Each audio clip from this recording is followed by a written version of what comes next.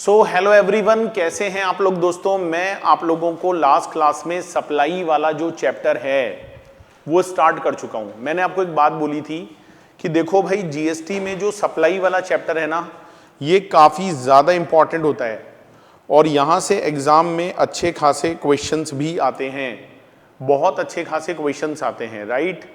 तो आप लोग यहाँ पर रेडी रहिएगा। आज मैं सप्लाई वाले चैप्टर को आगे प्रोसीड करूँगा और दिल थाम कर बैठिएगा दोस्तों, क्योंकि इस चैप्टर को अगर आपने बहुत अच्छे से समझ लिया है तो चीज़ें आपको बहुत अच्छे से क्लियर होंगी। जीएसटी में आपको कहीं भी कोई भी प्रॉब्लम नहीं आएंगी, राइट।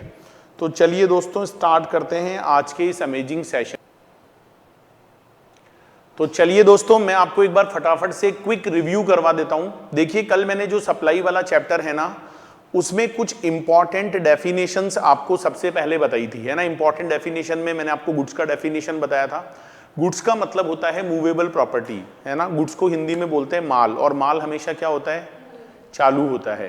क्या होता है, चालू होता है, मूवेबल होता है। लेकिन दो चीजों को छोड़कर, दो चीजें कौन कौन सी, मनी एंड सिक्योरिटी। जो मनी और सिक्योरिटी होती है उसको हमको गुड्स नहीं बोलना है, राइट। प्रिंसिपल कौन होता है, जो जिसके बिहाफ पर कोई एजेंट काम करता है, राइट। फैमिली की डेफिनेशन मैंने बताई थी कि स्पाउस और बच्चों को तो लेना ही लेना है। स्पाउस और बच्चों के अलावा जो पेरेंट्स होते हैं, ग्रैंड पेरेंट्स होते हैं, ब्रदर सिस्टर है, अगर वो आप पर फुल्ली डिपेंडेंट है तो फैमिली माना जाएगा। लोकल अथॉरिटी में पंचायत, इसके अलावा नगर निगम हो गया, म्युनिसिपल बोर्ड हो गए, कंटोनमेंट बोर्ड हो गए, ये सब आते हैं। बिजनेस की डेफिनेशन बहुत बड़ी बताई गई थी। Trade, commerce, manufacturing, profession, vocation, या इनका कोई भी इंसिडेंशियल एक्टिविटी आप करोगे तो वो भी बिजनेस होता है। आप किसी रेस क्लब में जाकर पार्टिसिपेट करते हो तो जो रेस क्लब में गेम खिलवाया जा रहा है या वहां पर आप लोगों से सट्टा लगवाया जा रहा है तो दैट इज ऑल्सो बिजनेस, उसको भी बिजनेस ही कहते हैं। कहीं पर आप एडमिशन राइट अपना रिजर्व करवाते हो तो वो जो ऑर्गेनाइजर है वो एक तरह से क्या कर रहा है, बिजनेस कर रहा है। अगर आप अपने बिजनेस को स्टार्ट कर रहे हो या आप अपने बिजनेस को क्लोज कर रहे हो तो उस टाइम जो भी गुड्स आप परचेज करोगे, जो भी कैपिटल गुड्स आप परचेज करोगे, जो भी सर्विसेज आप लोगे, वो सब भी क्या माना जाता है, बिजनेस माना जाता है। और यहां तक कि दोस्तों, अगर गवर्नमेंट भी, चाहे वो सेंट्रल वाली हो, चाहे वो स्टेट वाली हो, चाहे वो लोकल अथॉरिटी हो, वो भी अगर किसी एक्टिविटीज को करती है एज आ पब्लिक अथॉरिटी तो उसे भी हम लोग यहां पर क्या बोलेंगे, बिजनेस।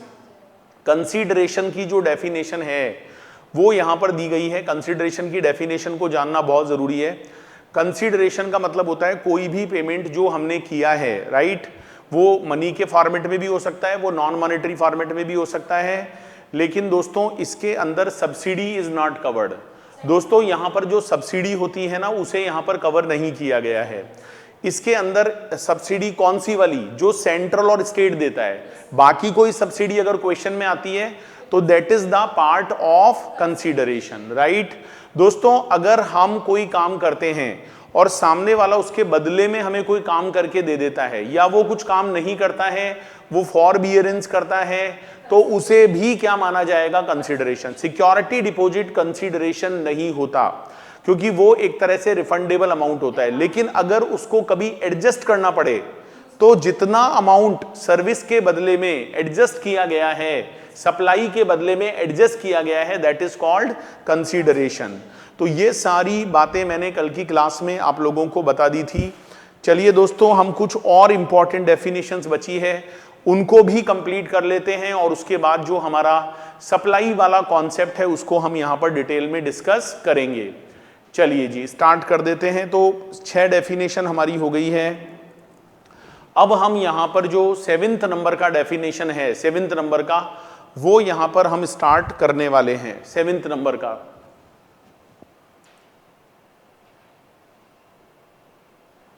चलिए जी, तो 7th नंबर का डेफिनेशन लिख लो भाई सब लोग, और इसमें आप नाम लिखोगे एक्शनेबल क्लेम का। एक्शनेबल क्लेम, ये एक्शनेबल क्लेम क्या है भाई, इसको हम यहां पर समझने की कोशिश करेंगे, क्योंकि एक्शनेबल क्लेम एक बहुत इंपॉर्टेंट चीज है और जीएसटी में यहां पर एक्शनेबल क्लेम्स पर कुछ लाइबिलिटी है, तो एक्शनेबल क्लेम को समझने की कोशिश करेंगे। आपने पहले की क्लासेस में जैसे सेल्स ऑफ गुड्स एक्ट पढ़ा होगा, तो वहां पर यह कहा गया है कि actionable claims are not goods. तो सबसे पहले तो एक्शनेबल क्लेम का मतलब क्या होता है? तो एक्शनेबल क्लेम का मतलब आप लिख लो, actionable claim means a claim to any डेप्ट। तो इसकी डेफिनेशन बहुत बड़ी बड़ी दी हुई है, पर आप तो ये एक छोटी सी लाइन याद रखो कि एक्शनेबल क्लेम का मतलब होता है कि किसी डेप्ट को क्लेम करने का राइट। मैं आपको एग्जांपल से समझाता हूं। जैसे सपोज करो आपने लॉटरी का टिकट लिया है, ठीक है। अगर आप लॉटरी जीत जाते हो तो क्या आपको लॉटरी का विनिंग प्राइज लेने का राइट है? बिल्कुल है राइट। तो अगर आपको वो राइट मिल गया है और आपको सामने वाला प्राइज मनी नहीं देगा तो आप कोर्ट में जा सकते हो कि भाई मैंने प्राइज जीता था, मुझे नहीं दे रहे। तो ये एक्शनेबल क्लेम हो गया। जैसे आपने इंश्योरेंस करवाया, आपने इंश्योरेंस प्रीमियम पे किया, कल को भगवान ना करे, खुदा ना खास्ता कोई एक्सीडेंट होता है या कोई भी मिसहैपनिंग होती है, तो आपको क्लेम पाने का अधिकार है या नहीं है? बोलो। तो आपने प्रीमियम दिया, उसके बदले में आपको क्लेम लेने का अधिकार है, that is your actionable claim. तो एक्शनेबल क्लेम का मतलब होता है अ क्लेम टू एनी डेप्ट। जैसे आपके पैसे प्रोविडेंट फंड में जमा हैं, आप अपनी सैलरी में से कुछ पैसा पीएफ के अंदर जमा कराते हो। पीएफ का नाम सुना होगा ना आप लोगों ने। तो जब आप पीएफ के अंदर पैसे जमा कराते हो तो कल को वो पैसे लेने का राइट आप रखते हो या नहीं रखते हो? बिल्कुल रखते हो। तो that is your actionable claim. तो एक्शनेबल क्लेम का मतलब होता है a claim to any dept, a claim to any डेप्ट। लेकिन एक बात ध्यान रखना, इसमें जो भी क्लेम है वो सिक्योर्ड नहीं होना चाहिए। क्या नहीं होना चाहिए? सिक्योर्ड नहीं होना चाहिए। जैसे मैं आपको इसका भी एग्जांपल देता हूं।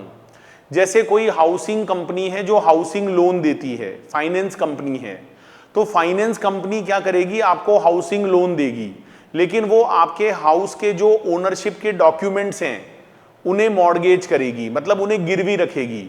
उसके बदले में वो आपको पैसा उधार देती है। क्या उसे वापस पैसे लेने का राइट है आपसे? बिल्कुल है। लेकिन क्या दोस्तों आप इसको एक्शनेबल क्लेम बोलोगे? नहीं। क्यों नहीं बोलोगे? क्योंकि ये सिक्योर्ड है, ये सिक्योर्ड है दोस्तों। तो किसी भी डेप्ट को क्लेम करने का राइट एक्शनेबल क्लेम होता है, लेकिन एक बात ध्यान रखना, वो जो डेप्ट है वो सिक्योर्ड नहीं होना चाहिए। अब जैसे पीएफ में पैसा पड़ा है तो वैसे तो वो सिक्योर है, लेकिन उसके बदले में कोई गारंटी तो नहीं रखी गई है ना। इंश्योरेंस कंपनी से आपको क्लेम करने का राइट है, लेकिन वहां पर कोई उसके पीछे एसेट तो नहीं पड़ी ना। तो ये बात आपको ध्यान से समझ लेनी है। तो बड़ी बड़ी डेफिनेशन भरी भरकम दे रखी है, लेकिन इतना ज्यादा आपको फोकस नहीं करना है। आप तो इतना सा याद रख लो भाई, एक्शनेबल क्लेम का मतलब होता है a claim to any dept, a claim to any डेप्ट। ठीक है, उसको हम लोग क्या बोलते हैं? Actionable claim. और मैं आपको जीएसटी में बता दूं भाई, एक्शनेबल जो क्लेम होते हैं उन्हें भी गुड्स माना गया है। वो भी क्या माने गए हैं? गुड्स। तो एक्शनेबल क्लेम का मतलब होता है कोई भी क्लेम जो किसी भी डेप्ट के अगेंस्ट है। समझ में आ रहा है? दो चीजों को गुड्स नहीं माना गया है, वो मैंने आपको कल ही बता दिया था। कौन सी दो चीजें हैं जिन्हें नहीं माना गया है? जल्दी से बताओ। Money and securities. मनी का मतलब है पैसा, अपना सपना मनी मनी, तो मनी को छोड़ दो, सिक्योरिटीज को छोड़ दो।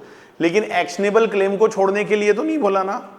लेकिन जब आप कोई पुराने लॉ पढ़े हो या कोई प्रीवियस आपने क्लासेस में लॉ पढ़ा होगा, तो वहां पर भी कभी आपने गुड्स की डेफिनेशन पढ़ी होगी, और वहां अगर आप देखोगे तो कई जगह पर एक्शनेबल क्लेम को गुड्स मानने से मना किया गया है, लेकिन जीएसटी में कहीं भी मना नहीं किया। अब इसके आगे जो चीज होने वाली है वो मैं आपको इसी चैप्टर में बताऊंगा। बस अभी इतना सा याद रख लो कि व्हाट इज एक्शनेबल क्लेम, और एक्शनेबल क्लेम को यहां पर गुड्स मानने से मना नहीं किया गया है। इतना सा आपको याद रख लेना है। पक्की बात है? चलो आगे बढ़ते हैं दोस्तों। एक्शनेबल क्लेम के बाद जो नेक्स्ट डेफिनेशन मैं आपको बताऊंगा, that is called manufacture. Manufacture,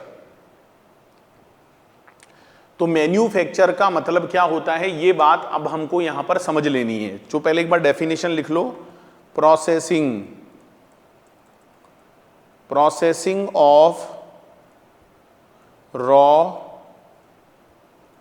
material, processing of raw material और inputs, processing of raw material or inputs that results in emergence of new product having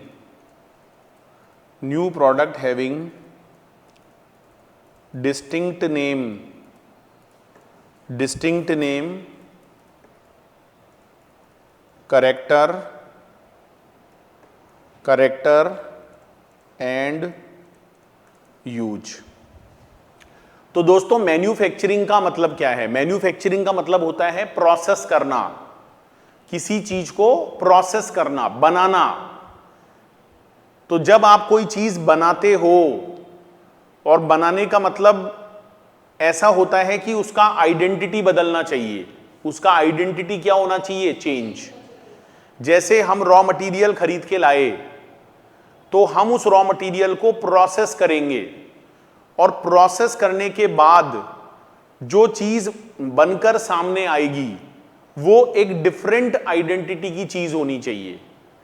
मुझे एक बात बताओ भाई, ये जो पेन है, इस पेन को मैंने पैकेट में पैक कर दिया, तो क्या ये पेन है? हाँ, अभी भी पेन है। तो पेन तो पहले भी था, अभी भी पेन है। तो मैंने मैन्युफैक्चर क्या किया? कुछ नहीं किया। बताओ कुछ किया हो तो? नहीं किया। लेकिन इस पेन को बनाने से पहले मैं अलग अलग सामान लाया, मैं प्लास्टिक लाया, मैं इंक लाया, मैं उसके लिए रिफिल बनाने का सामान लाया, और मैंने इन सब चीजों को बनाकर प्रोसेस करके मशीन में एक चीज बना दी जिसको पेन बोलते हैं। बोलो अब मैंने मैन्युफैक्चरिंग करी या नहीं करी? करी। अब की बार मैंने कर दी, अब की बार मैंने उसको क्या कर दी? मैन्युफैक्चरिंग। तो मैन्युफैक्चरिंग का मतलब होता है प्रोसेस, और प्रोसेस ऐसा होना चाहिए कि कुछ नया सामने निकल कर आए, कोई नई चीज बनकर आए, जिसका डिस्टिंक्ट नेम होना चाहिए, कैरेक्टर होना चाहिए, यूज होना चाहिए। जैसे मैं आपको एक एग्जांपल देता हूं, और मैं आपसे क्वेश्चन भी पूछ लेता हूं साथ में। जैसे सपोज करो हमारे पास एक पुराने जमाने का कंप्यूटर पड़ा है, बाबा आलम के जमाने का, P3 P4, बहुत पुराना कंप्यूटर है। अब हमने किसी इंजीनियर से कहा, मैंने कहा यार तुम बहुत कंप्यूटर इंजीनियर बनते हो, जरा हमारे इस पुराने कंप्यूटर को आज के हिसाब से फास्ट बना दो। उसने कहा हो, मैं बना दूंगा। उसने क्या किया जी, कंप्यूटर की जो रैम होती है ना, उसको चेंज कर दिया, मतलब थोड़ी हाई स्पीड वाली वो रैम लगा दी उसमें।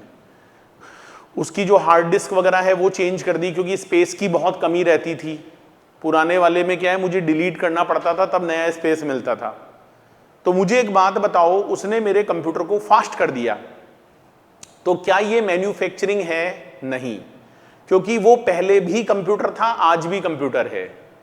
पहले भी उस पर डेटा ही प्रोसेस होता था, आज भी डेटा ही प्रोसेस होता है। हाँ, उसकी स्पीड चेंज हो गई, वो पहले से ज्यादा तेज काम करने लग गया, उसकी स्टोरेज कैपेसिटी बढ़ गई, लेकिन भाई कोई नई चीज तो नहीं बनी ना, है तो आखिर में कंप्यूटर ही। लेकिन दोस्तों अगर मैं बाजार से, मार्केट से अलग अलग सामान खरीद के लाऊं, मैं मदरबोर्ड खरीद के लाऊं, मैं कैबिनेट खरीद के लाऊं, मैं रैम खरीद के लाऊं, मैं हार्ड डिस्क खरीद के लाऊं, मैं प्रोसेसर खरीद के लाऊं, और मैं उन सब को असेंबल्ड कर दूं, और असेंबल्ड करने के बाद मेरे सामने एक मशीन निकल कर आई, दैट इज कॉल्ड कंप्यूटर। बताओ दोस्तों अब मैन्युफैक्चरिंग है या नहीं है? अब है, क्योंकि पहले उस पर डेटा प्रोसेस नहीं होता था, अब होगा। अब एक नई चीज निकल कर आ गई, जिसका एक अलग नाम है, जिसका एक अलग कैरेक्टर है, जिसका एक अलग यूज है। बोलो भाई बात समझ में आ रही है नहीं आ रही है? बहुत जोर से आ रही है? पक्का? चलो जी, तो ये मैन्युफैक्चरिंग की डेफिनेशन है। ये कहीं ना कहीं देखो इस पूरे लॉ में काम आने वाली हैं। अगला पॉइंट आ जाता है टैक्सेबल सप्लाई। अगला जो पॉइंट है वो हमारा आ जाता है टैक्सेबल सप्लाई। टैक्सेबल सप्लाई, अब ये टैक्सेबल सप्लाई क्या है भाई, इस बात को भी हम यहां पर समझ लेते हैं। इसके आगे लिख लो लिविएबल टू टैक्स। दोस्तों सप्लाई होना अलग बात है और उस सप्लाई का टैक्सेबल होना अलग बात है।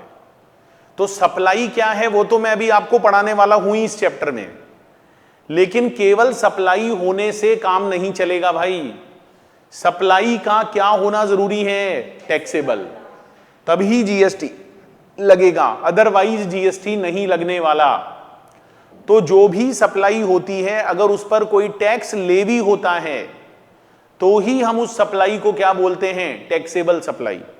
अदरवाइज वो सप्लाई तो है लेकिन वो विदाउट टैक्स है, मतलब you can say exempt supply, you can say non taxable supply.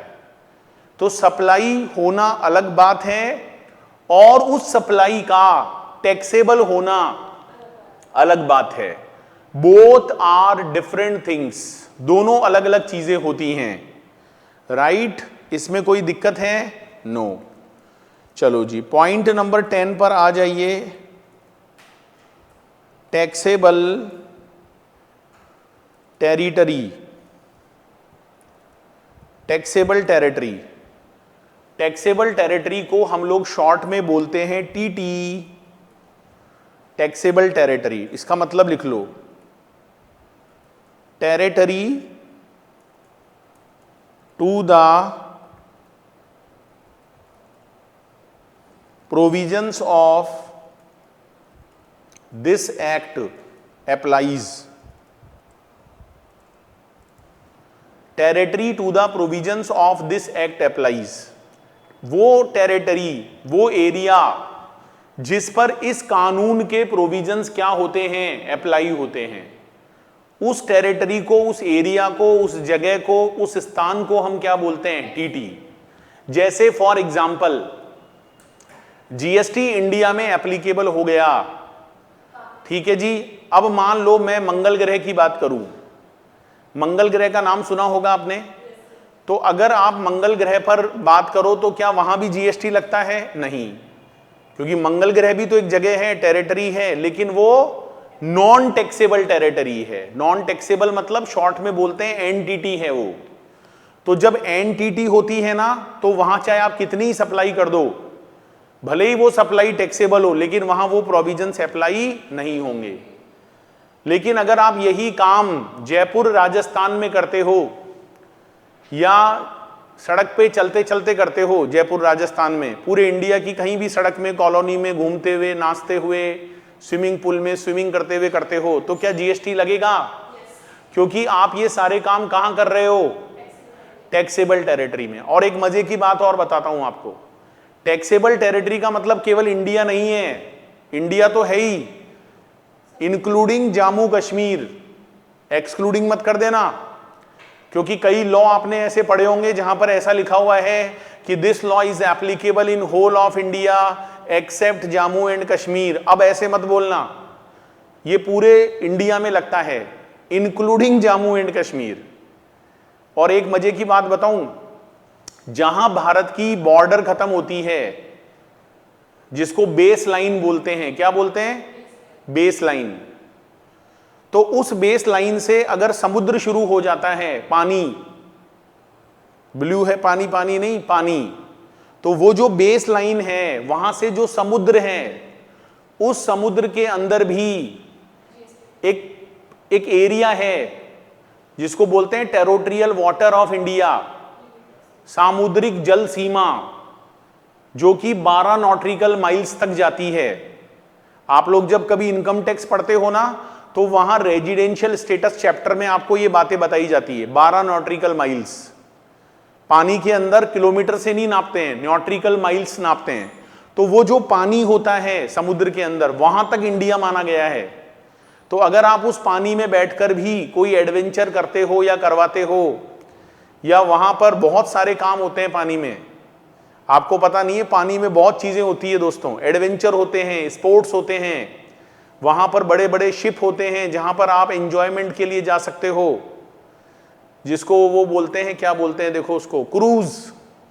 तो बहुत सारे लोग क्रूज में यात्रा करते हैं, तो आप भी कभी क्रूज में जा सकते हो जब आप डिग्री ले लोगे बड़े आदमी बन जाओगे तो कहाँ जा सकते हो? क्रूज में 2-4-5 लाख रुपया का खर्चा आएगा, लेकिन you can enjoy in the cruise. तो क्रूज कहां पर है? पानी में है। अब अगर आपका क्रूज इंडिया वाले पानी में है तो समझ लो भाई आप टैक्सेबल टेरिटरी में हो, और अगर वहां पर कोई सप्लाई हो गई तो समझ लेना कि आपके ऊपर जीएसटी लग सकता है, क्योंकि आपने जो काम किया है वो कहां किया है? तो सप्लाई पर अगर टैक्स लगाना चाहते हो तो उस सप्लाई का कहां होना जरूरी है? टैक्सेबल टेरिटरी में। अगर वो सप्लाई टैक्सेबल टेरिटरी के बाहर हो रही है तो नहीं लगेगा जीएसटी। अब जैसे आप सप्लाई अमेरिका में दे रहे हो तो क्या इंडिया का जीएसटी लगेगा? नहीं, क्योंकि अमेरिका क्या है आपके लिए? Non taxable territory. अगर यही काम आप बांग्लादेश में कर रहे हो तो लगेगा? नहीं, क्योंकि वो सब क्या है? Non taxable territory. मंगल ग्रह पर लगेगा? नहीं लगेगा, वो क्या है? Non taxable territory. तो इंडिया और इंडिया का जो पानी है, सामुद्रिक जल सीमा बनी हुई है पानी में। जैसे मैं एक छोटा सा एग्जांपल देता हूं, जैसे आपका घर होता है, मैंने बहुत जगह पर देखा है सिटी वगैरह में, तो घर में क्या होता है, जैसे आपकी बाउंड्री है भाई यहीं तक आपका घर है, पर आपने देखा होगा उसमें लोग क्या करते हैं, घर के बाहर की जो जमीन होती है ना उसको भी अपनी समझते हैं, वहां अपनी गाड़ी वाड़ी लगा देते हैं, और कई लोग तो ऐसे भी होते हैं गेट वेट निकाल लेते हैं उसमें, है ना, और आगे तक बढ़ा लेते हैं, और इतने मतलब लड़ाकू प्रवृत्ति के होते हैं कि दूसरा कोई गाड़ी लगा दे तो गुस्सा करते हैं। और कई जो बूढ़े अंकल आंटी हैं जिनके पास कोई काम नहीं है वो तो वहां बैठ ही जाते हैं डंडा वंडा लेके, भाई कोई आ जाए तो मैं लड़ूं उससे। तो वो जो एक तरह से जगह है आगे की, उसको वो ऐसे मानते हैं जैसे ये हमारा घर की जगह है। ये मेरी तो 1-2 बार लड़ाई भी हो चुकी है, मैंने कहा यार तुम्हारे मतलब डैश डैश की है क्या ये जमीन? लड़ाई हो जाती है कई बार। वो कहते हैं नहीं मेरे यहाँ गाड़ी खड़ी नहीं करोगे। मैंने कहा यार ये गवर्नमेंट की जमीन है, तुम्हारी थोड़ी है कि नहीं, मेरे घर के बाहर है ये। मैंने कहा घर के बाहर नाली है, बैठ जाए इसमें नाली में। तो बस वही एग्जांपल मैं दे रहा हूं, जैसे देश होता है ना इंडिया, भारत, तो इंडिया के बाहर जो पानी है उसमें भी देशों ने कब्जा कर रखा है, भाई यहां तक का पानी मेरा है, तो इसका मतलब वहां तक इंडिया है। आप ये मत समझो कि आप जहां रह रहे हो बस वही है इंडिया। इंडिया थोड़ा आगे तक है, पानी में भी इंडिया है। सर पानी में भी इंडिया है? हाँ पानी में है, हवा में है। जैसे आप इंडिया की हवा में उड़ रहे हो तो ऊपर, तो वहां भी जीएसटी लगेगा, क्योंकि आप मतलब हवा तो इंडिया की है ना वो। हाँ, अब ये थोड़ी है कि मैं थोड़ा जमीन से ऊपर उठ गया, लो मैंने सप्लाई ले लिया, मेरे नहीं लग सकता जीएसटी, क्योंकि मैंने भारत की जमीन पे लिया ही नहीं, मैं तो हवा में था यूं। तो ये सब इंडिया है, टैक्सेबल टेरिटरी है, राइट। तो टैक्सेबल टेरिटरी जानना क्यों जरूरी है बताओ? क्यों जरूरी है? क्योंकि जीएसटी लगना या नहीं लगना भी इस बात पर डिपेंड करेगा कि सप्लाई कहां हुई, टीटी में हुई या एनटीटी में हुई। क्लियर? चलो आगे बढ़ते हैं। 11th नंबर की डेफिनेशन इंपॉर्टेंट है भाई, 11th नंबर की डेफिनेशन इंपॉर्टेंट है। क्या है? सर्विसेज।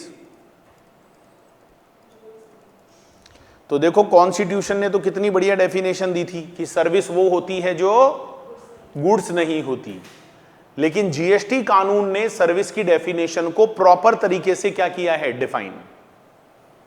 वो जो आपने पहले पढ़ी थी वो तो कॉन्स्टिट्यूशन में बताई गई परिभाषा थी।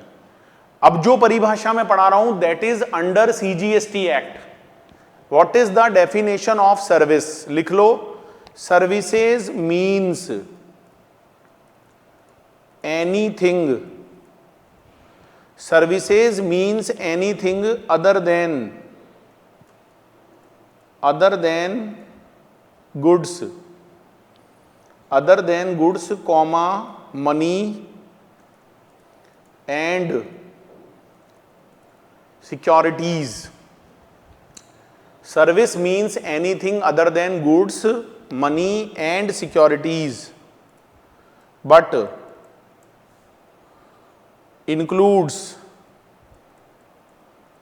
activities to the use of money or its conversion by cash और बाई एनी अदर मोड। तो सर्विस की डेफिनेशन क्या है दोस्तों जीएसटी में? लॉ ने बोला सर्विस का मतलब है अदर देन गुड्स, क्योंकि गुड्स को तो आप सर्विस कैसे बोल सकते हो। अच्छा, दो चीजों को और बाहर किया है, मनी एंड सिक्योरिटीज। तो इसका मतलब यह हुआ कि सर आप ये कहना चाहते हो कि जो मनी और सिक्योरिटी है, ये दो चीजें ऐसी हैं जिन्हें ना तो गुड्स माना गया है और ना ही इनको सर्विस माना गया है, ये दोनों ही नहीं है। जब भी तो मैंने बोला था कि मनी एंड सिक्योरिटी पर कभी जीएसटी नहीं लग सकता, क्योंकि ना तो उनको गुड्स माना गया है और दोस्तों ना ही उनको सर्विस माना गया है। लेकिन मैंने कल आपको एक एग्जाम्पल दिया था, मैंने क्या बोला था कि आप डॉलर लेने गए $100 और आपने $100 लिए, इसके बदले में आपको इंडियन गांधी जी देने पड़े और आपको हर डॉलर पर ₹2 का एक्स्ट्रा कमीशन देना पड़ा। तो जैसे मान लो 84 का डॉलर था लेकिन उसमें $2 कमीशन था, तो असली में तो डॉलर 82 का ही था। तो $82 को अगर अपन 100 से मल्टीप्लाई करें तो जो 8200 आपने दिए वो तो ना गुड्स है और ना सर्विस है, लेकिन वो जो ₹2 आपने एक्स्ट्रा दिया है उस ₹2 को हम बोलेंगे सर्विस, वो कमीशन है भाई, दैट इज कॉल्ड सर्विस। ये बात मैंने कल ही बताई थी आपको, ठीक है? डेफिनेशन आ जाइए, लेकिन ये बात मैंने आपको कल ही बता दी थी। तो सर्विस का मतलब है anything other than goods, money and securities, but includes activity to the use of money और इट्स कन्वर्जन बाई कैश और बाई एनी अदर मोड। तो जब आप कन्वर्जन करवाते हो तो उसमें जो आपको चार्ज देना पड़ता है, जैसे सिक्योरिटी भी चलो गुड्स और सर्विस नहीं है, लेकिन सिक्योरिटी में जब आप डील करते हो, खरीदते हो, बेचते हो, तो जो ब्रोकरेज देनी पड़ती है दैट इज कॉल्ड सर्विस। वो ब्रोकरेज क्या होती है दोस्तों? सर्विस होती है, राइट? चलो अगले पॉइंट पर आ जाओ। सप्लायर। सप्लायर की डेफिनेशन बहुत इंपॉर्टेंट है। मैं आपको बार बार कह रहा हूं कि भाई देखो, जीएसटी के अंदर सेलर को ही सप्लायर बोलते हैं। अब आप चाहे मैन्युफैक्चरर हो, चाहे ट्रेडर हो, चाहे सर्विस देने वाले हो, आपको एक ही नाम से पुकारा जाएगा, supplier. You are always supplier. अच्छा, सप्लायर गुड्स का भी हो सकता है और सर्विस का भी हो सकता है।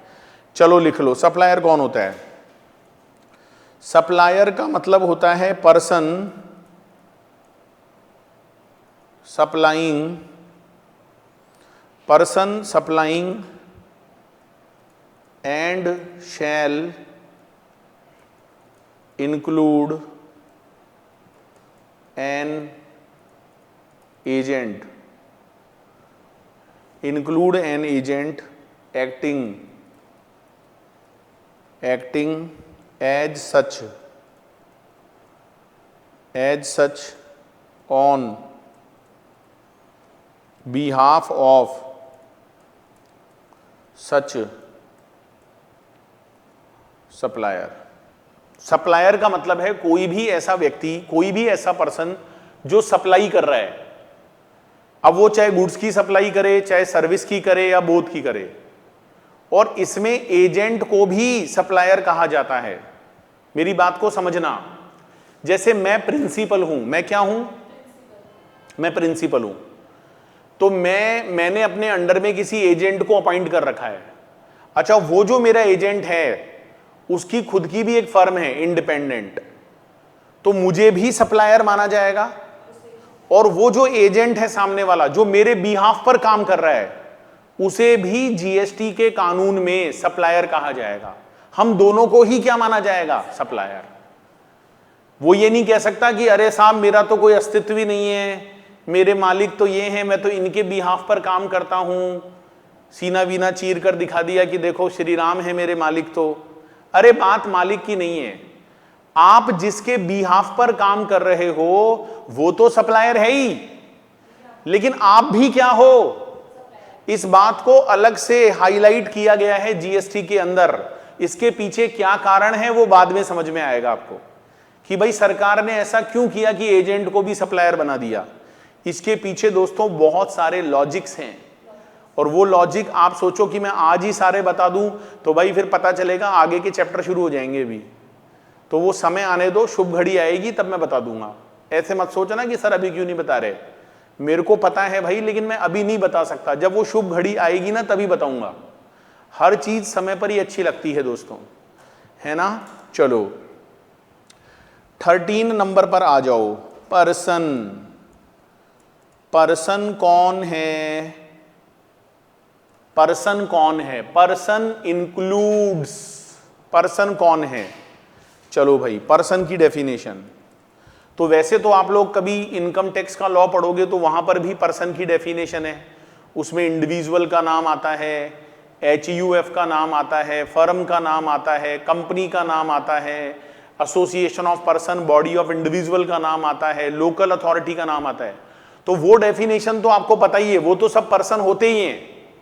इसके अलावा भी भाई बहुत सारे लोगों को क्या माना गया है? पर्सन। जैसे सेंट्रल गवर्नमेंट और स्टेट गवर्नमेंट को भी क्या माना गया है? पर्सन। क्योंकि भाई जीएसटी किससे लोगे? पर्सन से ही तो लोगे, और केवल पर्सन से नहीं लोगे, टैक्सेबल पर्सन से लोगे। तो पर्सन होना बहुत जरूरी है। तो पर्सन में सरकार को भी शामिल कर लिया। हां, जब आप इनकम टैक्स कानून पढ़ोगे तो वहां सरकार को कभी भी पर्सन नहीं माना जाता, क्योंकि सरकार कभी भी इनकम टैक्स नहीं देती, लेकिन सरकार जीएसटी दे सकती है, क्योंकि सरकार भी तो सप्लाई कर सकती है ना गुड्स और सर्विस की एज ए पब्लिक अथॉरिटी। तो इसलिए सरकार को पर्सन की डेफिनेशन में इंक्लूड किया गया है। अच्छा दोस्तों, जब जब ये इंक्लूड वर्ड आता है ना डेफिनेशन पढ़ते समय, कोई भी कानून पढ़ लो, बात जीएसटी की नहीं है, कोई भी लॉ अगर आप पढ़ते हो और वहां पर अगर इंक्लूड वर्ड आ जाए तो उसका मतलब ये नहीं होता कि जो नीचे लिखा हुआ है बस वही, और चीजें भी आ सकती है। मतलब इंक्लूसिव डेफिनेशन। कैसी डेफिनेशन? जैसे इसमें बी पॉइंट में आप लिख लो सोसाइटी, कोऑपरेटिव सोसाइटी होती है, फार्मर एक ग्रुप बनाकर सोसाइटी क्रिएट कर लेते हैं, या आप किसी हाउसिंग प्रोजेक्ट में रहते हो तो वहां जो रहने वाले लोग हैं वो अपनी एक हाउसिंग सोसाइटी बना लेते हैं। तो सोसाइटी भी पर्सन है। जो कॉरपोरेशंस होते हैं या जो गवर्नमेंट की कंपनीज होती हैं, गवर्नमेंट कंपनीज, उन्हें भी दोस्तों पर्सन माना जाता है। सरकारी कंपनियां, अब आप ये मत बोलना सर सरकारी कंपनी तो सरकारी होती है, नहीं, सरकार अलग चीज है, सरकारी कंपनी अलग चीज है। सरकारी कंपनी सरकार नहीं है, सरकारी कंपनी वो है भाई जिसमें गवर्नमेंट ने शेयर खरीद रखे हैं 51% या उससे ज्यादा, so that is called government company. So government company is a different person. Corporation is also controlled by the government but it is independent body, but as per GST law they should also be treated as person because they are also supplying goods and services, so they should also be treated as a person, right? तो बाकी लोग तो person आप जानते ही हो, income tax में पढ़े हो डेफिनेशन, नहीं पढ़े हो तो कभी पढ़ लोगे, कभी ना कभी तो पढ़ोगे ही। इंडिविजुअल, HUF, फर्म, उनके साथ में ये भी जोड़ लेना, इन्हें भी क्या माना गया है? पर्सन माना गया है। बहुत बढ़िया सर, बहुत ही बढ़िया। 14 नंबर पर आ जाओ। रेसिपिएंट, तो भाई एक तो होता है सप्लायर और दोस्तों एक होता है रेसिपिएंट। एक सप्लायर होता है और एक रेसिपिएंट होता है। तो सप्लायर तो वो होता है भाई जो सप्लाई करता है, वेदर गुड्स और वेदर सर्विस और वेदर बोथ, जो गुड्स की सप्लाई करे या जो सर्विस की सप्लाई करे या जो दोनों की सप्लाई करे। लेकिन रेसिपिएंट कौन है? अगर मैं जनरल बात बोलूं तो जो बायर सामने बैठा है ना वही रेसिपिएंट है, लेकिन अगर उसको प्रॉपर वे में लिखना हो तो कैसे लिखेंगे? लिखो,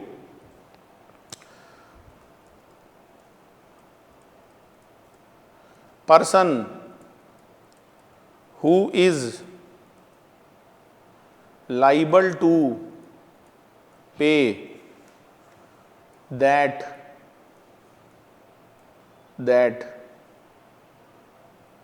consideration, person who is liable to pay that consideration। दूसरा लिखो, where no consideration to whom, where no consideration to whom the goods are delivered or made available, or made available। और तीसरा लिख लो, where no consideration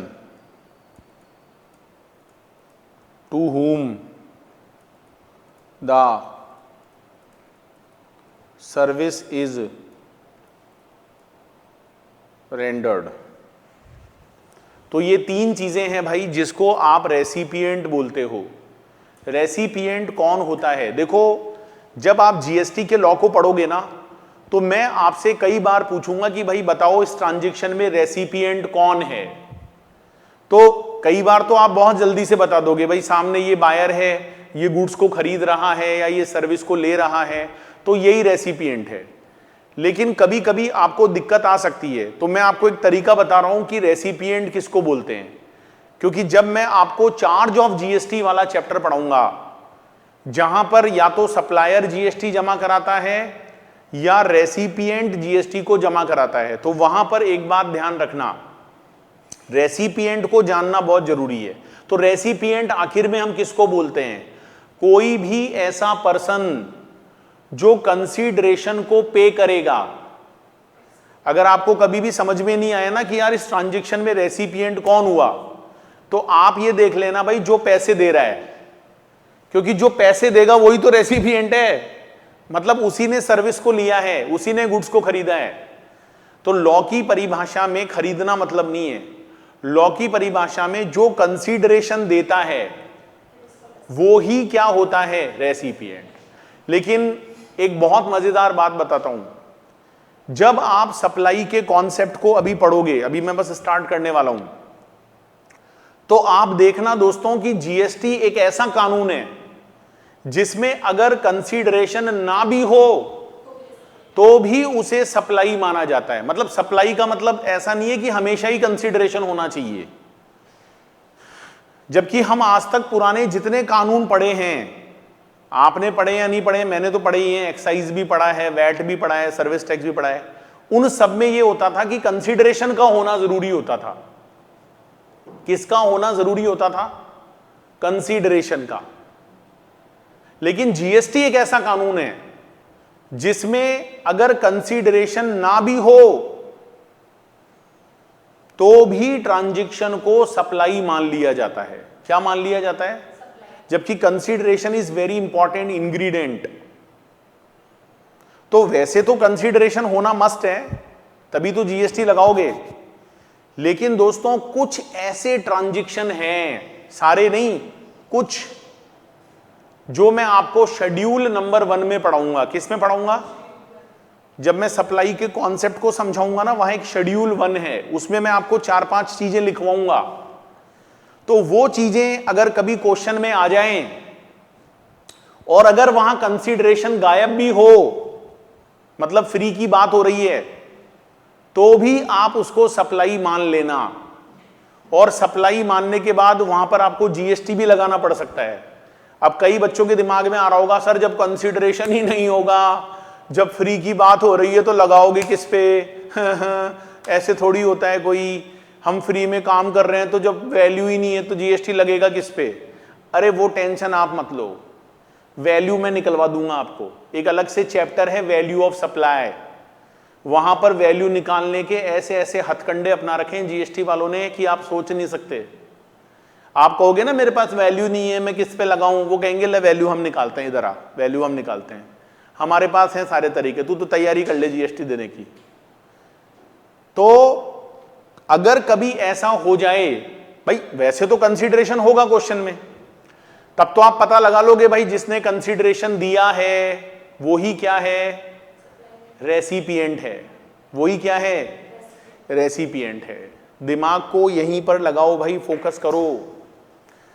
कई बच्चे class में बैठते हैं लेकिन ध्यान कहीं और होता है। ऐसा आप चलाकर नहीं करते, हो जाता है, चला जाता है। ये बहुत जो मन है, दिमाग है, ये बहुत चंचल होता है। बैठे यहाँ होते हो, सोच अमेरिका के बारे में रहते हो, यार मैं पहले अमेरिका गया था, वहाँ पे ऐसे ऐसे हुआ था, मतलब ना चाहते हुए भी दूसरी चीज़ें आ जाती है दिमाग में, ध्यान भटक जाता है। तो मुझे आप भी यहीं चाहिए और आपका दिमाग भी यहीं चाहिए, योर फिजिकल और virtual presence as well as your mental presence. ठीक है, तो मैंने क्या बोला भाई, अगर किसी ट्रांजैक्शन में कंसीडरेशन होगा तो वहां जो भी बंदा कंसीडरेशन को देगा that is called recipient.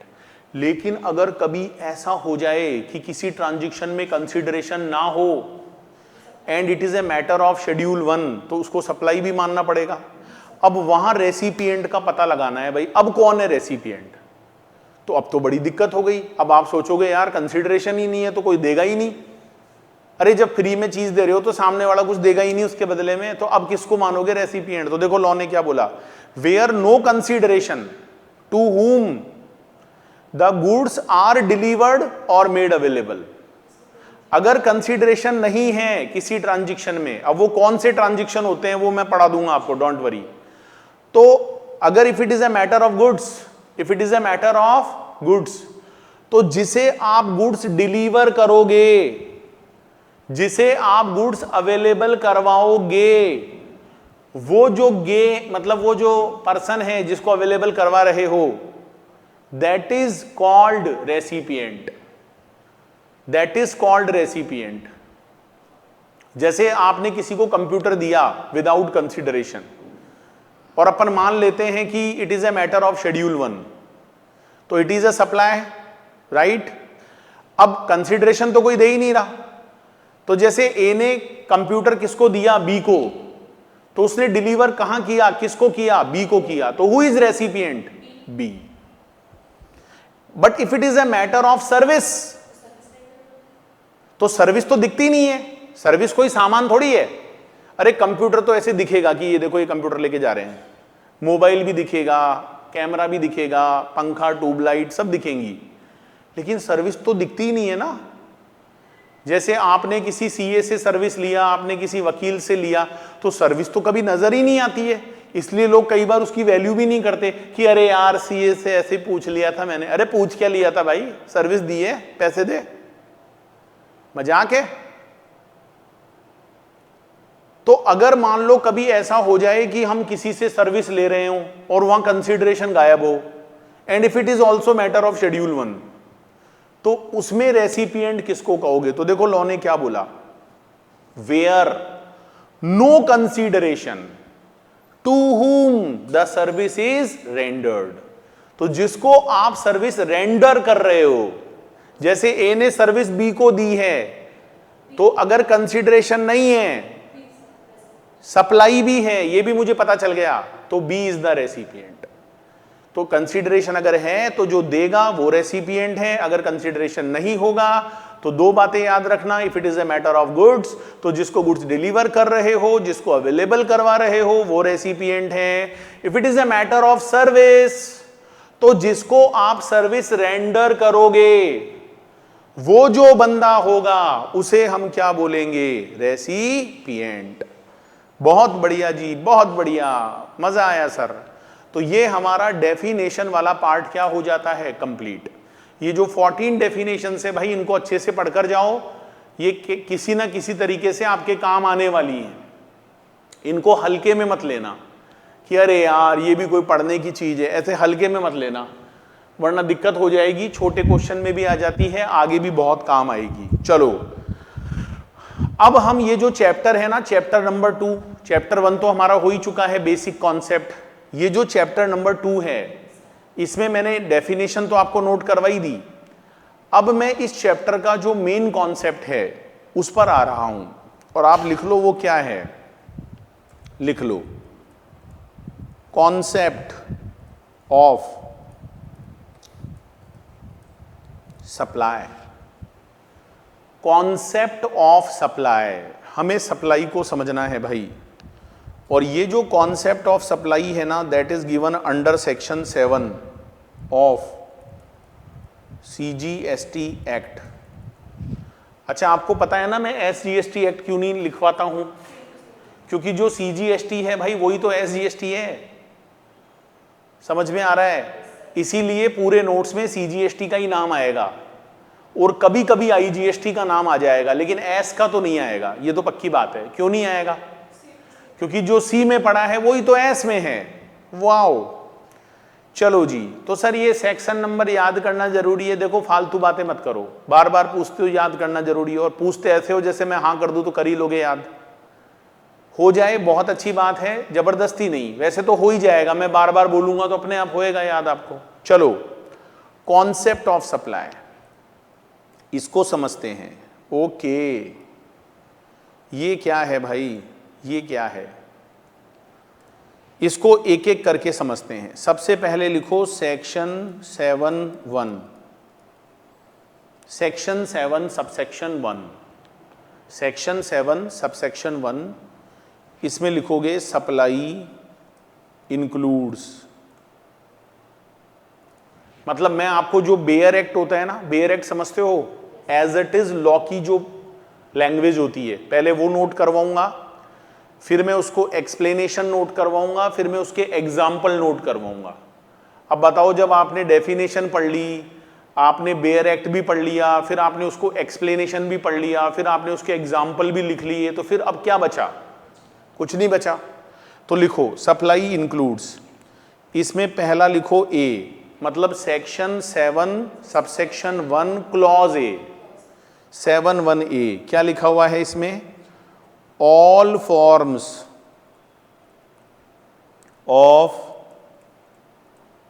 Supply of goods और services,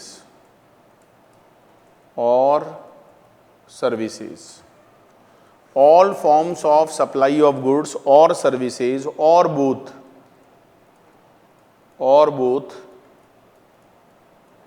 such as sale,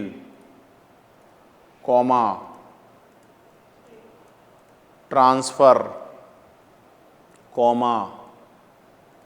barter, exchange, licence, rental, lease और डिस्पोजल। पेट नहीं भरा और लिखवा दे 2-4 नाम। डिस्पोजल, मेड और agreed to be made for a consideration by a person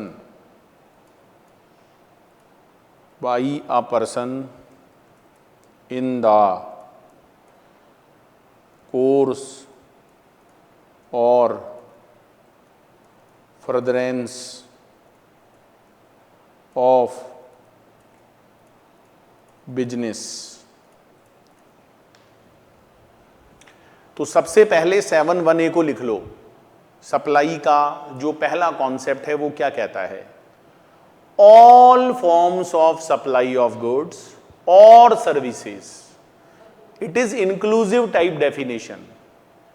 ये कहता है कि जितने भी फॉर्म होते हैं सप्लाई ऑफ गुड्स के, सप्लाई ऑफ सर्विस के या सप्लाई ऑफ बोथ के, वो सब क्या होते हैं? सप्लाई। जैसे सेल करना, किसी को ट्रांसफर करना, बार्टर सिस्टम समझते हो? जैसे सेल और ट्रांसफर में तो क्या होता है कि आपने अपनी चीज किसी को दे दी और बदले में पैसा ले लिया, तो वो क्या हो गया? ट्रांसफर, सेल हो गई, ओनरशिप चेंज हो गई। बार्टर क्या होता है? बार्टर, जैसे मेरे पास मान लो ज्वेलरी है, बढ़िया बढ़िया सुंदर सुंदर क्या है? ज्वेलरी, और आपके पास मान लो जी कोई मकान है, मैंने कहा जी मुझे मकान चाहिए, आपने कहा जी मुझे ज्वेलरी चाहिए। मैंने अपनी ज्वेलरी आपको दे दी और आपने उसके बदले में मुझे अपना मकान दे दिया, तो ये क्या है? बार्टर। एक्सचेंज भी बोलते हैं, बार्टर करना, एक्सचेंज करना चीजों को। अब आप कहोगे ओहो पैसा तो लिया ही नहीं। बताओ दोस्तों, क्या ये जीएसटी की नजर में सप्लाई है? यस, ये सप्लाई है, ये सप्लाई है दोस्तों, इट इज सप्लाई। मेरे पास कॉपी है, आपके पास पेन है, मैंने कहा मुझे पेन दे दो, आपने कहा कॉपी दे दो, मैंने अपनी कॉपी दे दी, आपने पेन दे दिया मेरे को, तो क्या ये सप्लाई है? और मजे की बात बताऊं, दोनों सप्लाई है, क्योंकि कॉपी के बदले में कंसीडरेशन में मिला है पेन, और पेन के बदले में कंसीडरेशन में मिली है कॉपी। तो डिपार्टमेंट दोनों तरफ से जीएसटी कमाएगा।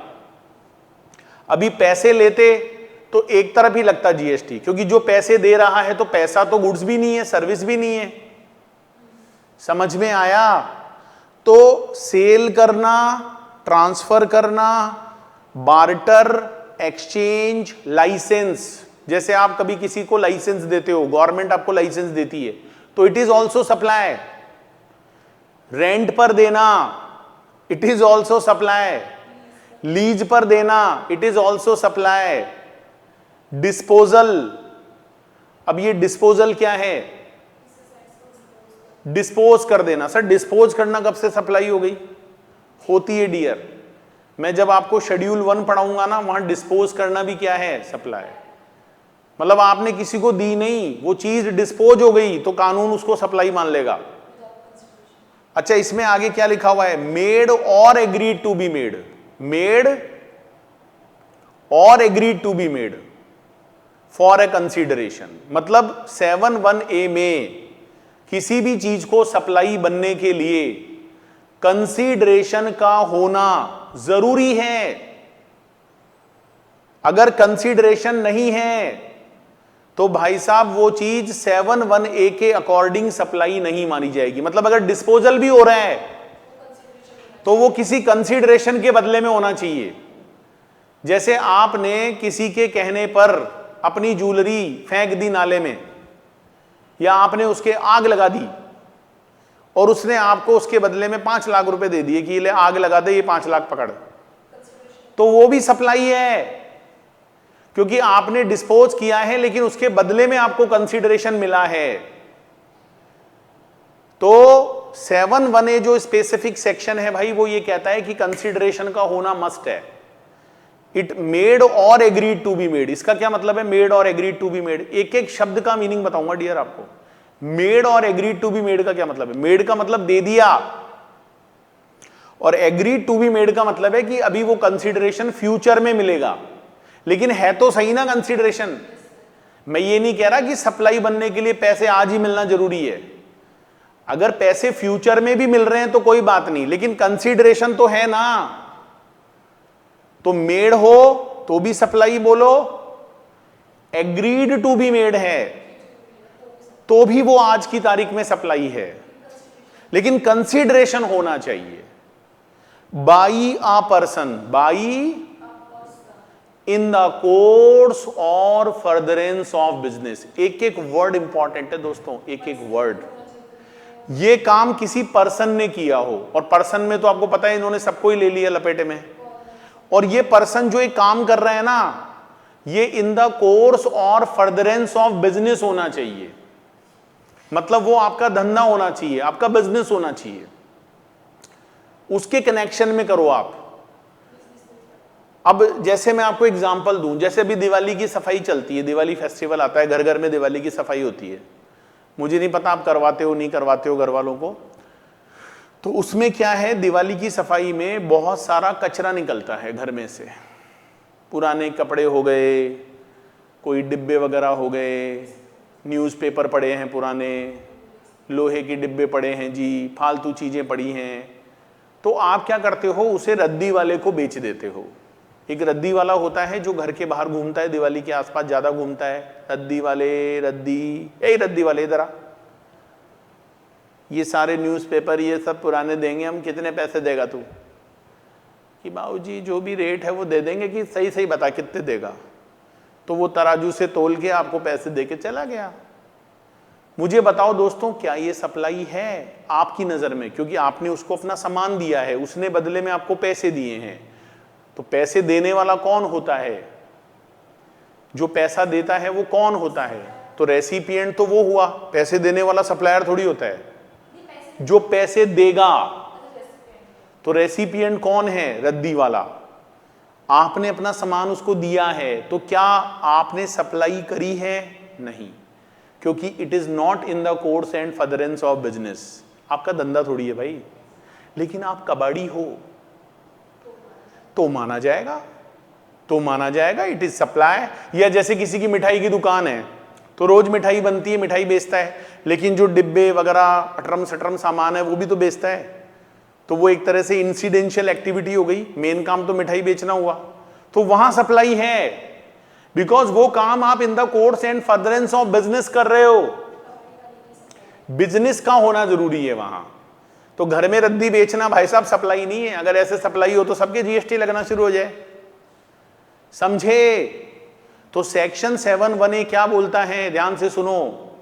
जितनी भी बिजनेस एक्टिविटीज होती है, whether sale, whether transfer, whether barter, whether exchange, whether licence, whether rental, whether lease, whether disposal, such as, मतलब ये जो वर्ड लिखा है ना सच एज, इसका मतलब पता है क्या है सच एज का? कि आप इसको कंप्लीट लिस्ट मत समझ लेना। ये कंप्लीट लिस्ट नहीं है बोले, ये तो हमने आपको एक एग्जाम्पल दिए हैं। और भी कोई चीज ऐसी होती हो बिजनेस में जो आप करते हो फॉर ए कंसीडरेशन, वो सारी चीजें क्या हैं? सप्लाई ना। ये लॉ में नहीं बोला कि बिजनेस टू बिजनेस होना चाहिए। अरे भाई, आप दुकान से मैगी खरीद के लाए, तो आप तो मैगी बेचने के लिए थोड़ी खरीदे हो, आप तो घर में खाओगे उसको, तो ये तो सप्लाई है ही, क्योंकि जिसने आपको सप्लाई दी है उसका बिजनेस है। अच्छा, ये जो बिजनेस वाली बात है ना, ये आप किसके पॉइंट ऑफ व्यू से देख रहे हो? सप्लायर के पॉइंट ऑफ व्यू से देख रहे हो या रेसिपिएंट के पॉइंट ऑफ व्यू से देख रहे हो? ना, रेसिपिएंट के पॉइंट ऑफ व्यू से थोड़ी देखेंगे भाई, सप्लायर के पॉइंट ऑफ व्यू से देखेंगे, क्योंकि सरकार जीएसटी किससे मांगेगी? सप्लायर से। तो ये चीज तो सप्लायर देखेगा ना कि भाई मैंने जो काम किया है वो इन the course and furtherance of business किया है या नहीं। तो जो मैगी बेचने वाला है भाई, उसका तो बिजनेस है ना, तो उसने जो भी काम किया है वो सप्लाई है। अब आप चाहे आगे बेचो या मत बेचो, उससे उसे क्या फर्क पड़ता है? बोलो, बात समझ में आई या नहीं आई? तो जब जब सेक्शन 7(1)(a) की बात आएगी, तो एक तो कंसीडरेशन याद रखना, विदाउट कंसीडरेशन हम उसको सप्लाई नहीं बोलेंगे।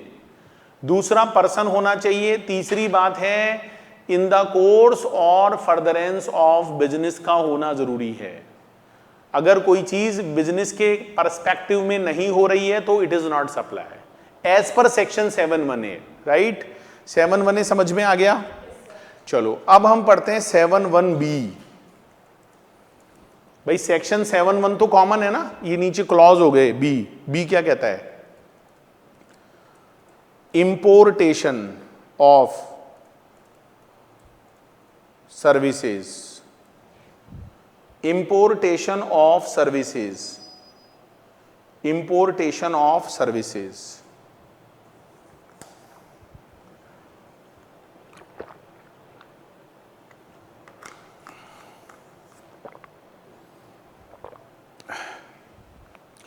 Importation of services for a consideration, whether or not in the course or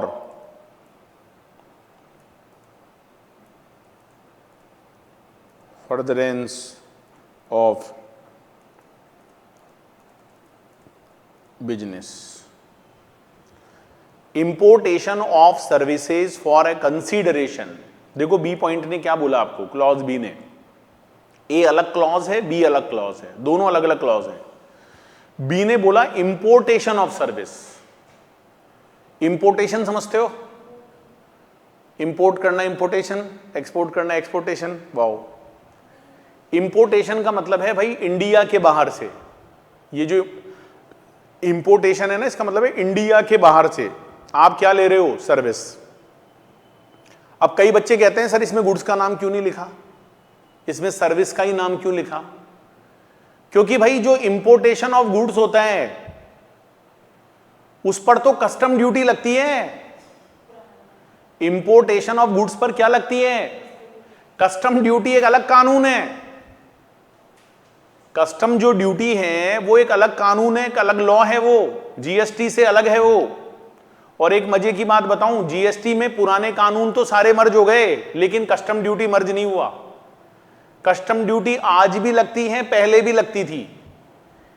तो अगर आप गुड्स इंपोर्ट करके लाओगे तो वहां पर जीएसटी की बात नहीं होगी, वहां कस्टम ड्यूटी की बात होगी। हां, कस्टम ड्यूटी जब हम पढ़ते हैं तो कस्टम ड्यूटी में एक कस्टम ड्यूटी ऐसी भी होती है, मतलब कस्टम ड्यूटी बहुत सारे तरह की होती है। जैसे दो चार नाम बताता हूं, basic custom duty, additional custom duty, countervailing duty, anti dumping duty, safeguard duty, बहुत सारी होती है कस्टम ड्यूटी। तो ये जो कस्टम ड्यूटी होती है ना, इनमें एक ड्यूटी ऐसी होती है जो कि जीएसटी के बराबर लगाई जाती है। किसके बराबर? लेकिन आप उसको जीएसटी तो नहीं बोल सकते ना, उसको बोलोगे तो कस्टम ही। भाई अंदर से वो जीएसटी है लेकिन ऊपर कपड़े तो कस्टम के पहन रखे हैं, ऊपर जो कपड़े हैं वो किसके हैं? कस्टम के।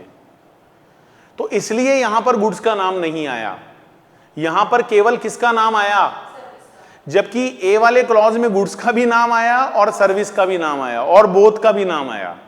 देखो इतना डेप्थ में पढ़ना पड़ेगा आपको कि कहां सर्विस का नाम आ रहा है, कहां पर गुड्स का नाम आ रहा है, कहां पर दोनों का नाम आ रहा है। क्योंकि ये जो क्लॉज है ना, ये भी मैं जब आपको क्वेश्चंस करवाऊंगा साथ में, तब आप देखना इनसे कितनी चीजें कोरिलेट होंगी। यस, घुमाएंगे आपको, बहुत ज्यादा घुमाएंगे। तो importation of service for a consideration whether और नॉट इन द कोर्स और furtherance of business.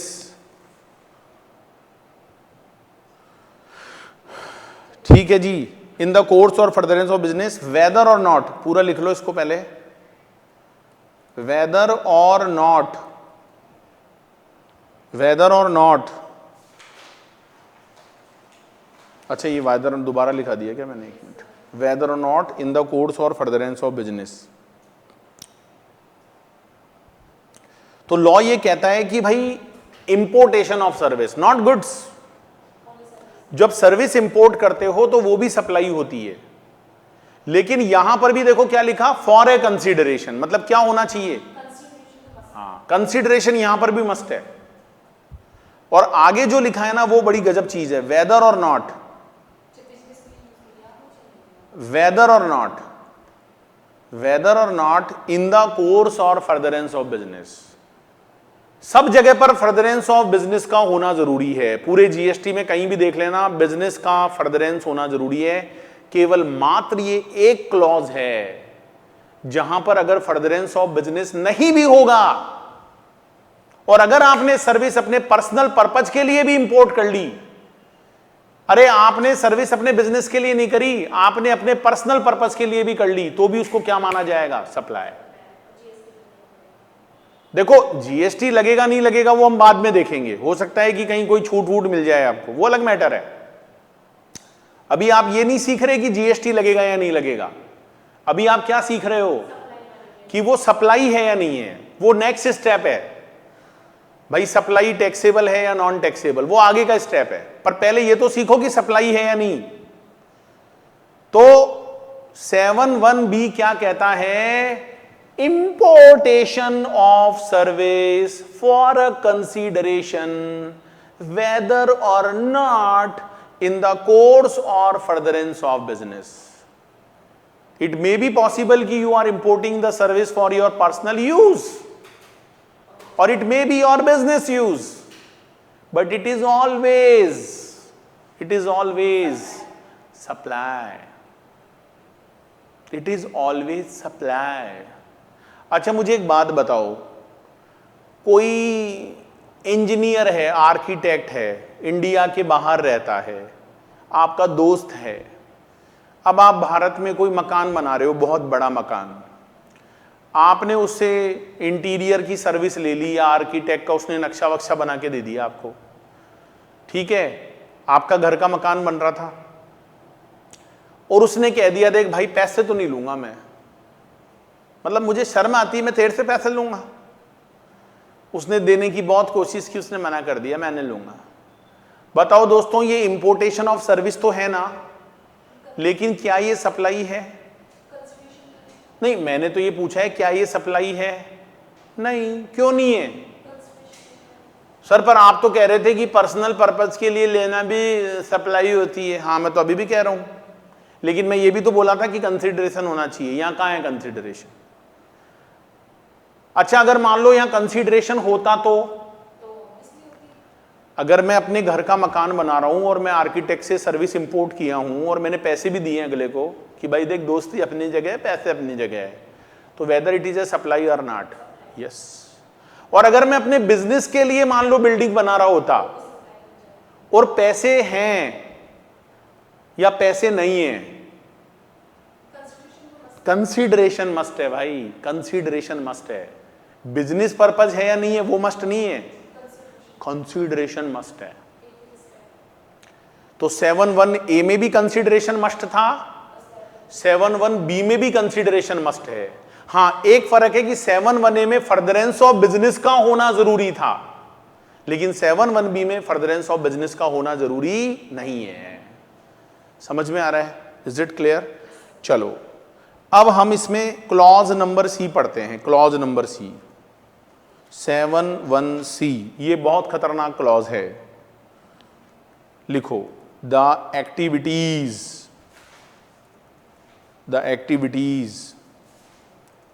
Specified in schedule लिख लो इसको,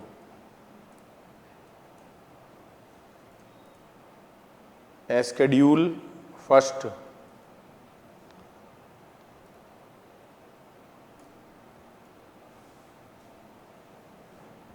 एस्केड्यूल फर्स्ट कॉमा लगा के मेड और एग्रीड टू बी मेड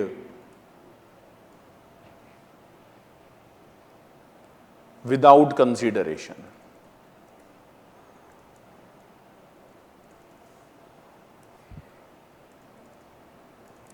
तो दोस्तों ये एक बहुत गजब बात बोल दी सेक्शन 7(1)(c) ने। पता है 7(1)(c) ने क्या बोला?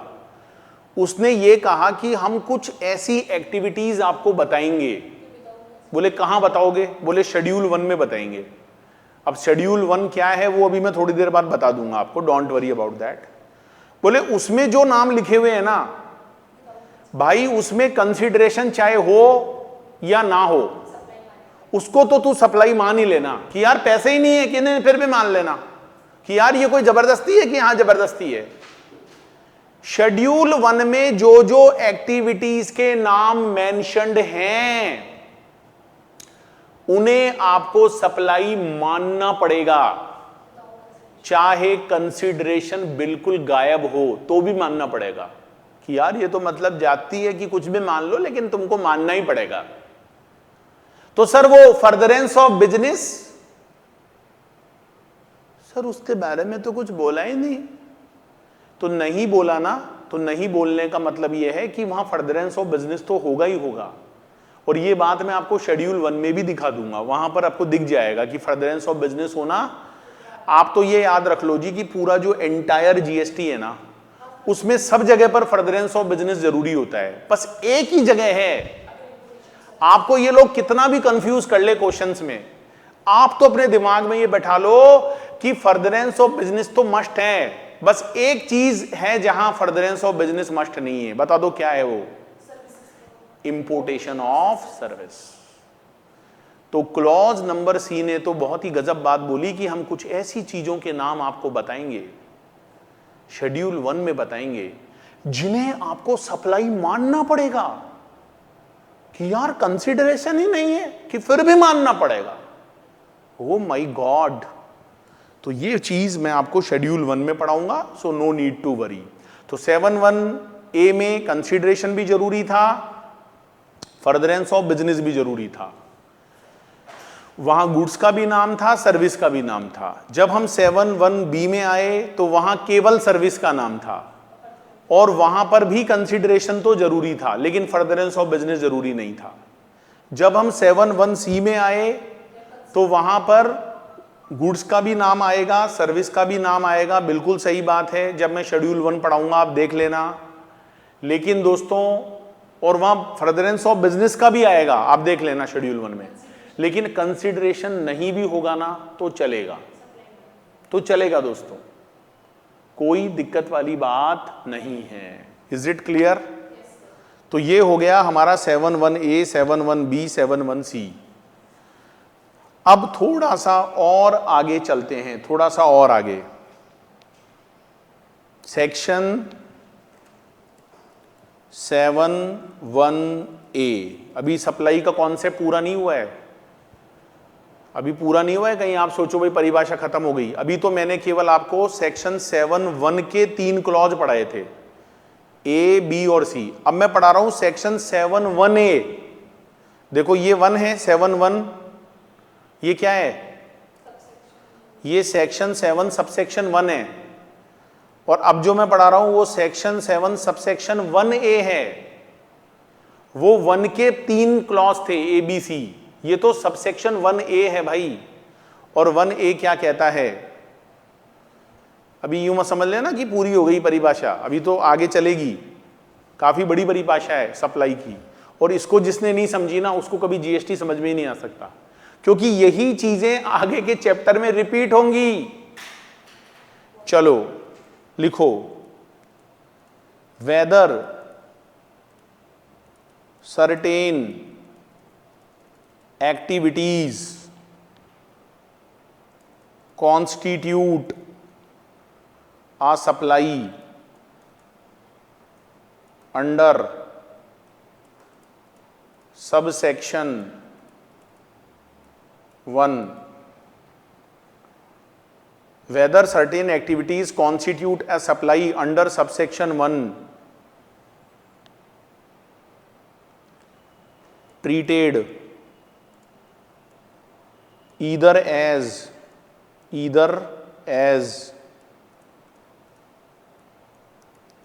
supply of goods or supply of services, supply of goods or supply of services as referred to in schedule 2। तो भाई ये जो सेक्शन 7(1)(a) है ना, ये मैं आपको सही बताऊं ना तो ये सप्लाई के बारे में बात ही नहीं कर रहा। सप्लाई किसे कहेंगे किसे नहीं कहेंगे वो बात तो 7(1) में कंप्लीट हो गई। 7(1)(a) पढ़ लिया, बी पढ़ लिया, सी पढ़ लिया, वहां कंप्लीट हो गई। ये पता है क्या है? ये आपको यूं कह रहा है सेक्शन 7 सबसेक्शन 1A कि भाई आपने 7(1) में जो भी पढ़ा, whether supply of goods, whether supply of service, जो भी आपने पढ़ा, लेकिन किसको सप्लाई ऑफ गुड्स बोलना है, किसको सप्लाई ऑफ सर्विस बोलना है, ये हमने एक शेड्यूल 2 बना रखा है, वहां लिखा हुआ है हमने। तो हमने बोला यार तुमको बताने की क्या जरूरत थी शेड्यूल 2 में, वो तो हम ही पता लगा लेते।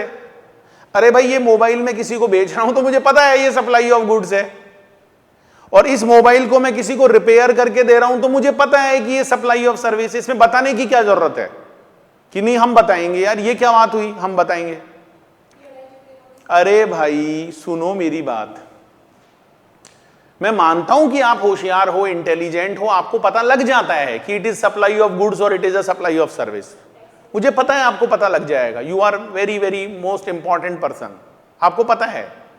लेकिन कुछ चीजें ऐसी हैं जहां पर कानून में कंफ्यूजन हो सकता है कि भाई इसको मैं सप्लाई ऑफ गुड्स मानूं या मैं इसको सप्लाई ऑफ सर्विस मानूं। अब कई जने कहते हैं सर इससे क्या फर्क पड़ता है, सप्लाई ऑफ गुड्स मानो या सप्लाई ऑफ सर्विस मानो, जीएसटी तो लगना ही है, रेट भी वही 18 जो फिक्स रेटें हैं वो लग। अरे भाई फर्क पड़ता है, सप्लाई ऑफ गुड्स के रेट के टैरिफ अलग हैं, सप्लाई ऑफ सर्विस के रेट के टैरिफ अलग हैं, सप्लाई ऑफ गुड्स पर एग्जम्पशन अलग हैं, सप्लाई ऑफ सर्विस पे अलग हैं। एक बात कैसे हो गई? देखो जीएसटी लाने का बेसिक पर्पस तो यही था कि गुड्स और सर्विस में कोई अंतर रहे ही ना। बेसिक मतलब तो यही था जो हमने बड़ाइयां ठोकी थी चैप्टर 1 में कि ऐसे हो जाएगा, समानता आ जाएगी पूरे देश में, वो हो जाएगा, ये हो जाएगा, पुराने लॉ की जितनी भी इलनेस है वो सब खत्म हो जाएगी। बातें बड़ी बड़ी ठोकी थी, लेकिन सच्चाई बताऊं ना तो वो जो हम कमियां दूर करना चाह रहे थे ना वो आज भी विद्यमान है। वरना सोचो की फर्क पैदा है यार, सप्लाई ऑफ गुड्स है या सप्लाई ऑफ सर्विस है। होना तो ये चाहिए था कि अरे कुछ भी बोल जीएसटी लगेगा और रेट भी फिक्स कर दो, ये लो जी 18%। अब कुछ भी करते रहो ना, क्या फर्क पड़ रहा है? लेकिन फर्क पड़ रहा है क्योंकि अभी भी पुरानी चीजें ऐसे की ऐसे प्रॉब्लम्स हैं। तो सर फिर ये शेड्यूल 2 क्यों बनाया? इसलिए बनाया, जैसे मैंने एक बार आपको बोला था ना, हम रेस्टोरेंट में खाना खाने गए और हमने वहां कैंडल लाइट डिनर किया है ना। अब हमारा बिल आ गया जी 2000 रुपए का। अब उसमें तो खाना भी जुड़ा हुआ है, उसमें तो पैसे सर्विस के भी हैं, क्योंकि 2000 का खाना थोड़ी खा गए आप भाई, 2 जने जाके 2000 का खाना थोड़ी खा के आ गए। खाना तो मुश्किल से उसमें 400 रुपए का नहीं होगा।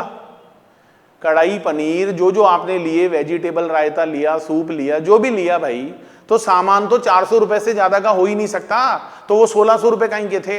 एम्बियंस, अरे वहां इतने वेटर लगे हुए हैं, आपको इज्जत दे रहे हैं, आपको 1 रुपए की इज्जत नहीं दे वो अगर पैसे नहीं दो तो। आपको सामान लाके सर्व कर रहे हैं, good morning ji, good evening, may I help you, music चल रहा है, एक माहौल बना हुआ है भाई, उस बात के पैसे हैं वो। अब कंफ्यूजन ये है कि वो जो 2000 का बिल आया है उसमें ये थोड़ी लिखते हैं कि इसमें सामान कितने का है और सर्विस कितने की है। या जो मेन्यू कार्ड से आप ऑर्डर देते हो तो उसमें ऐसे लिखा हुआ होता है क्या कि 350 रुपए के कढ़ाई पनीर में पनीर इतने का, और सर ऐसे लिखा हुआ होता है कि आप बताओ, होता है लिखा हुआ? नहीं होता। क्योंकि अगर ऐसा लिख दे तो पता चले लोग खुद ही खड़े हो कि कढ़ाई पनीर ला रहे हैं कि बेटर तू भग जाए, ऐसे बात मत कर मेरे से, मैं खुद ही लूंगा खड़ा होके, अभी फालतू में सर्विस के चार्ज लगाएगा। अरे उनकी मजबूरी है, वो नहीं लिख सकते, उनको 350 एक ही प्राइस लिखनी पड़ेगी। अब कंफ्यूजन ये हो गया कि भाई उसको गुड्स मानूं या उसको सर्विस मानूं, क्योंकि अब उसको डिफरेंट करना तो बड़ी दिक्कत की बात है। तो कानून ने क्या किया भाई, जो कंफ्यूजिंग चीजें थी ना, जहां दिक्कत आती है,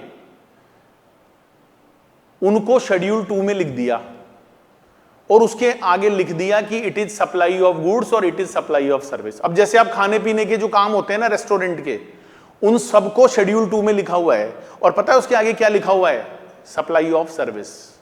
अब आप चिल्लाते रहो कि नहीं नहीं इसमें तो गुड्स भी है, गुड्स भी है, नहीं मानेंगे, क्योंकि हमने शेड्यूल 2 बना दिया और आपको मानना पड़ेगा। मानो तो ठीक, नहीं मानो तो कैसे?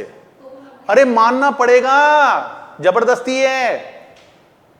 आप ये नहीं कह सकते कि मैं इस कानून को नहीं मानता। अगर इस देश में रहना है, बिजनेस करना है तो मानना पड़ेगा, जबरदस्ती है, क्योंकि ये मजबूरी थी भाई सरकार की। तो सरकार ने बोला यार झंझट ही खत्म करो, एक लिस्ट बना दो और जो कंफ्यूजिंग चीजें उन्हें लिख दो और ना सामने लिख दो भाई ज्यादा पंचायत नहीं, कानून में लिख दिया हमने। अब जैसे मकान बनाते हैं, हमारे ठेकेदार जी आते हैं रामलाल, बहुत बढ़िया बढ़िया मकान बनाते हैं। अच्छा वो क्या करते हैं जी, वो ऐसे लेते हैं प्रोजेक्ट विद मटेरियल, सामने वाले से कह देते हैं देखो जी 1 करोड़ लगेंगे, आपकी बिल्डिंग मैं बना के दूंगा, आपको पता भी नहीं चलेगा। कभी आपको फोन कर दूं ना कि यहां पर सीमेंट नहीं है, बजरी नहीं है, मैं अपने आप लाऊंगा सब चीज, आप टेंशन फ्री रहो। मकान बनाना बहुत इजी है यार, किसने बोला मुश्किल है, लेकिन पैसे देने पड़ते हैं भाई। अगला क्या करेगा, सामान भी खुद लाएगा, लेबर भी खुद लाएगा, आपको तो बना के देगा बस। बोलो ऐसे कॉन्ट्रैक्ट होते हैं नहीं होते हैं विद मटेरियल? अब इट इज वेरी कंफ्यूजिंग। बताओ क्या उस 1 करोड़ में केवल गुड्स है या उसमें केवल सर्विस है? अब उसको क्या बोलो भाई, सप्लाई ऑफ गुड्स बोलूं या सर्विस बोलूं? तो पता है लॉ ने क्या किया, उसको वहां लिख दिया शेड्यूल 2 में और उसके आगे लिख दिया सप्लाई ऑफ सर्विस। अब बताओ, जहां पर इन्होंने लिस्ट ही बना दी और उसके सामने लिख दिया, तो आपको दिमाग वहां पे लगाना चाहिए क्या? आप मुझे बताओ भाई। जहां कानून एक लिस्ट बना के दे देना और कह दे कि भाई चुपचाप से मान लो इसको, तो मान लो। अरे किसी ने अगर हमको कहा कि दिन को रात मान लो और हमको उसके नंबर मिल रहे हैं, तो हम अपनी पंचायत क्यों लगाएं? हाँ भाई रात ही है, ये बहुत गहरी रात है। तो मैंने तो ऐसे रात ही नहीं देखी यार कभी, मतलब पता नहीं दिन भी होगा या नहीं होगा, बहुत बड़ी रात है ये। तो हम क्यों दिमाग लगाएं? ओहो इसमें तो ये था, इसमें। अरे तो तुम लॉ से बड़े थोड़ी हो भाई। कानून में लिखी बात तो सबको माननी पड़ती है। कोर्ट में भी जाओगे तो कोर्ट वाले ये कहेंगे भाई कानून में लिखा है, हम कानून से बड़े थोड़ी हैं, हम भी जजमेंट तो उसी पे सुनाएंगे। तो ये है शेड्यूल 2। तो शेड्यूल 2 आपको सप्लाई के बारे में नहीं समझाता। सप्लाई के बारे में तो आपने समझ लिया 7.1 में, असली परिभाषा तो 7.1 ही है। 7.1 तो बस ये कहता है कि भाई हमने एक लिस्ट बनाई है शेड्यूल 2, उसमें हमने कुछ एक्टिविटीज के नाम लिखे हैं और उसके आगे हमने समझा दिया है कि भाई it is supply of goods और it is supply of service. अच्छा, उसमें कई चीजें तो आपको भी पता है, आप जब लिस्ट को पढ़ोगे ना, मैं शेड्यूल 2 आपको लिखवाऊंगा, आप खुद ही कह दोगे अरे यार ये तो हमको ही पता है। जैसे रेंट पर देना, कोई चीज रेंट पर देना, बताओ क्या है? सप्लाई ऑफ गुड्स है या सप्लाई ऑफ सर्विस है? सर्विस है। मैं मशीन किराए पर दे रहा हूं तो मैं कोई मशीन बेच थोड़ी रहा हूं, सर्विस। और अगर मैं मशीन बेच दूं तो गुड्स। तो कई चीजें तो बहुत इजी हैं, लेकिन जो डिफिकल्ट थी, जहां कंफ्यूजन था, वो भी डाल दिए शेड्यूल 2 में। Is it clear? ओके।